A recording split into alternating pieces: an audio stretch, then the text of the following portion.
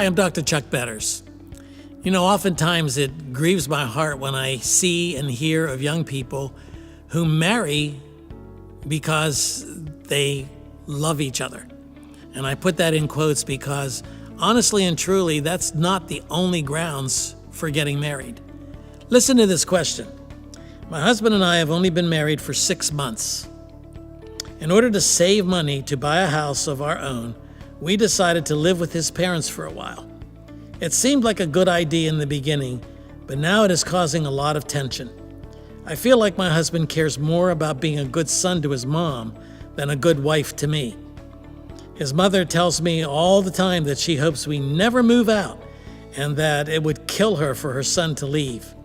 I feel like I am stuck. What should I do? As I read this question, I thought to myself, well, first thing that should have been done is adequate premarital counseling, because this couple was nowhere near being ready to marry, even though they may have loved each other. They did not plan, and they are still not planning well. For example, where is it written that a house is necessary right now? Why do you feel that just because you got married, you have to buy a house? If you're financially not able to make those provisions before you get married, then either you downgrade your understanding of what we are going to live in or where we're going to live, or you wait. But you don't simply move in with his parents or your parents in order to save money. These are decisions that are made premaritally. You have to make these decisions before you walk down the aisle, before you say, I do. Now, the reason I say that is because Genesis chapter 2 is God's blueprint for marriage. He's never changed this. He's never rescinded this. He has never, ever edited this mandate from Genesis 2:24.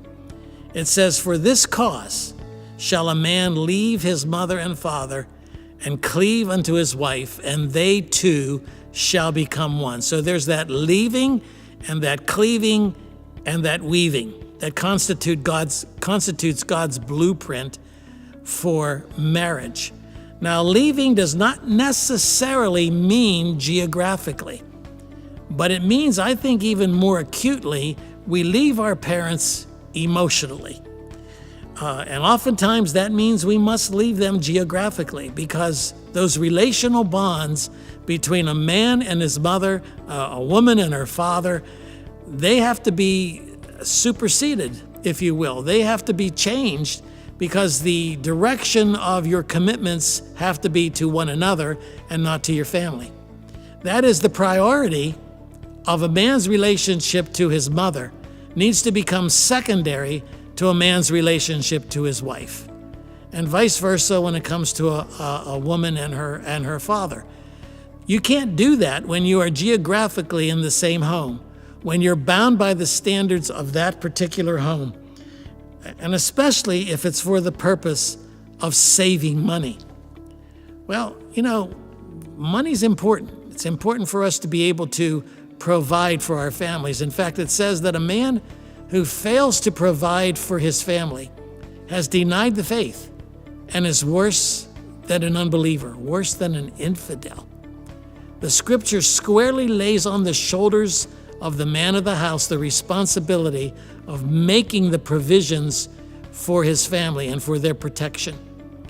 And couples who refuse to do this, couples who make financial decisions based on two incomes, based on whether or not they're going to live with their with their parents, whether or not they're going to make those decisions in the wrong spirit or the right spirit, cannot be, if you will, insulated against the overall understanding that to make a commitment to marriage means you're making a financial commitment to each other as well.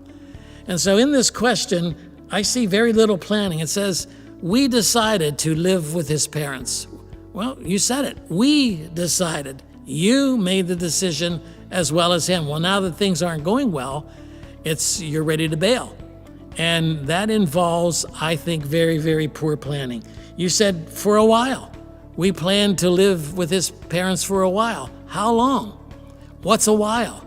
A couple of days? A couple of months? Now, we had our children, our adult children, moved in with us on several occasions, but they did so with a very limited scope. Their homes were being built.